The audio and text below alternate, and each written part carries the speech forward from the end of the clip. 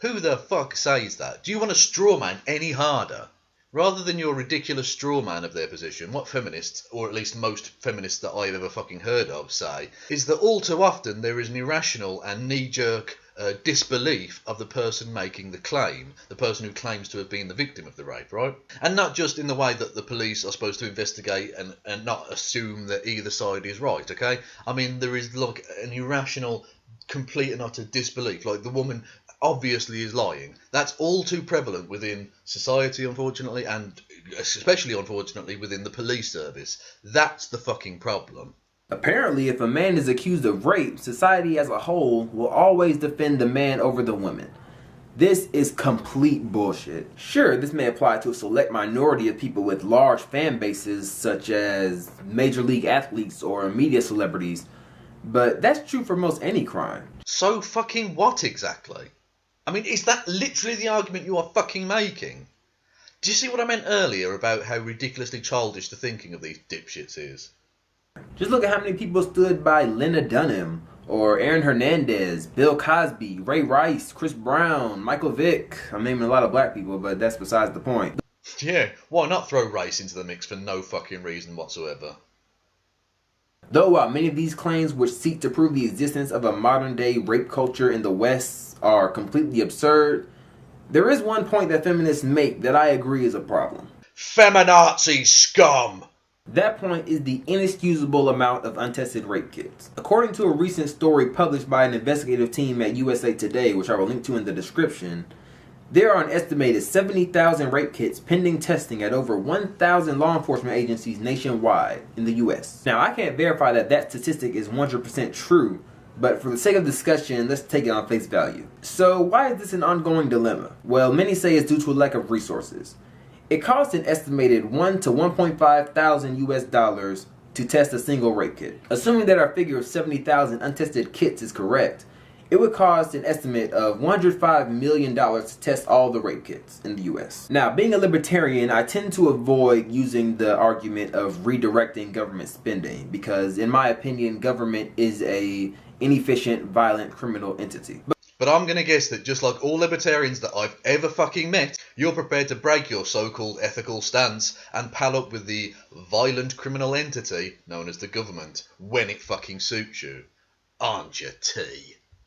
But for those of you who aren't all the way there yet, hopefully you'll consider this. The government spends quite a lot of money combating what us libertarians like to refer to as victimless crimes. By victimless, I mean no one has been harmed, no one has claimed harm, and in many cases, it's simply a consensual activity between voluntary parties. $15 billion on the failed drug war, $120 million combating prostitution, tens of millions on gambling regulation, not to mention all the wasteful spending on the war on terror, public education, infrastructure, any of the corporate subsidies or regulation that you can think of, the list goes on. So perhaps we should inject the idea on reducing government spending on these primarily useless initiatives and put it towards actually achieving justice for victims. Now, whilst I would take issue with some of the things that he mentioned there that he considers to be useless, I mean, I really don't think infrastructure is useless. But anyway, apart from that, I actually agree with T here. I think the government should redirect some of its spending towards testing these rape kits. Especially because the advice given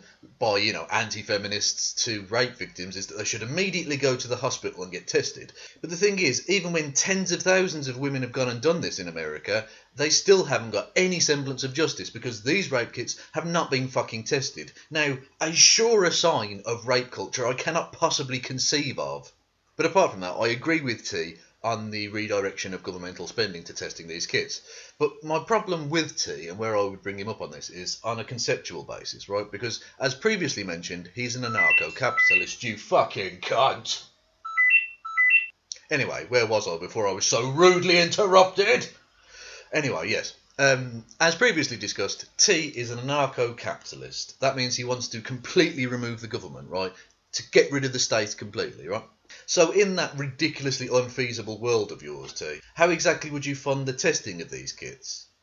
Because, I mean, presumably you couldn't possibly on an ethical, moral level ask the victim to pay for these kits because essentially then you'd be financially punishing someone for having been raped. And in a hell of a lot of cases, you're not going to be able to recoup the funds assuming that you have the funds there in the first place via some fucking means from the perpetrator, because in a lot of cases you're not going to find a perpetrator, and in some cases you're going to find a perpetrator who can't possibly afford to actually pay for it, like, you know, someone who's absolutely flat broke, like a, I don't know, a homeless dude or something, right? So in those cases, how would you possibly fund it?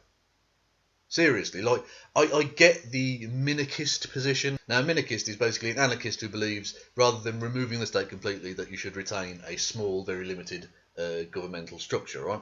Which at least seems to be possibly feasible. Because there are situations like the rape kit thing, where I just cannot possibly see that there is a private sector solution here. That's what I mean about the ridiculous, unworkable, unfeasible nonsense of your position, T. Your anarcho-capitalist fantasy land would basically further entrench rape culture by making it basically impossible for anyone other than the rich to get any kind of justice when they've been raped, because it would only be the rich that would possibly be able to afford to have their rape kit tested. But that's the point, isn't it? I think most anarcho-capitalists know deep down that they're basically just for the rich, because those are the only people that could possibly flourish in their society. It's fucking disgusting. But anyway, let's move on from this, because now it's time for...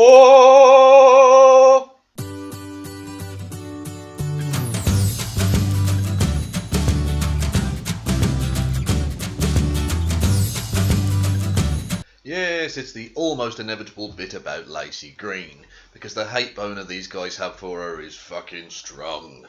Actually, I just noticed a bit of nipple going on there. Oh, hang on a minute. And at no extra charge. You're welcome, ladies. Oh, I'm a bit weird. Never mind.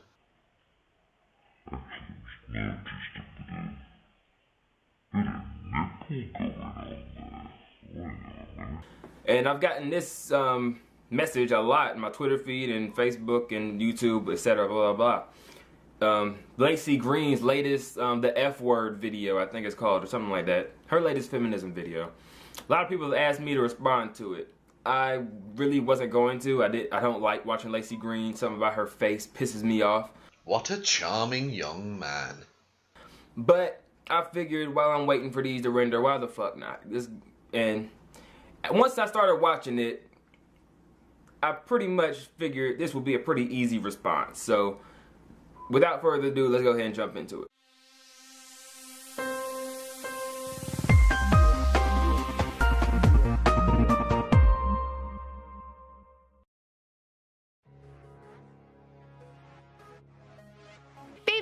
Stranger to dirty words. I mean, I teach sex ed. Sometimes I say penis or vagina.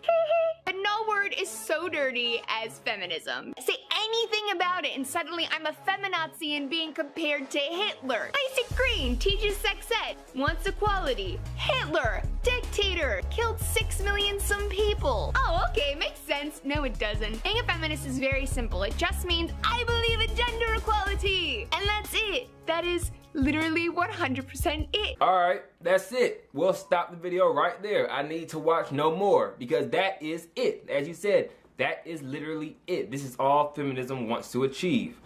Alright, let's go off on the feminist checklist. I'm looking at my computer right quick. Alright, number 1, women are human. Where is this group of people claiming that women are not human? Who? Where are they?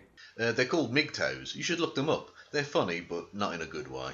But to actually address your childishly simplistic question seriously, nobody's actually claiming that there's a group of people that don't think women are Homo sapiens, okay? The sentence, women are people, or women are human, is basically a shortened way of saying women are human, and therefore are, you know, deserving of basic human dignity and decency, which unfortunately is not a universal experience that women have had, okay? And you ask something else of Lacey later on in your response, when you say, well, who's stopping women from doing what they want to do? And all I would say to you is, look at your own country. Look at the anti-abortion legislation, the ridiculous, ludicrous, fucking draconian bullshit that's being passed by legislatures across your own fucking nation, T. Just look at the way these monstrous dickheads are desperately trying to control the bodily autonomy of women. Just a thought.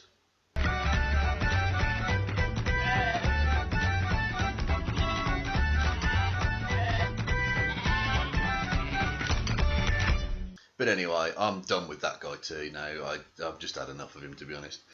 So how to sum up that guy T? That guy T is a childish, ridiculous, anarcho-capitalist douche. Yeah, what he said in a ridiculously unconvincing French accent. Hey, fuck you. Fair enough. But anyways, that leaves me with just one thing to say. That guy T. Go fuck yourself. We're back to another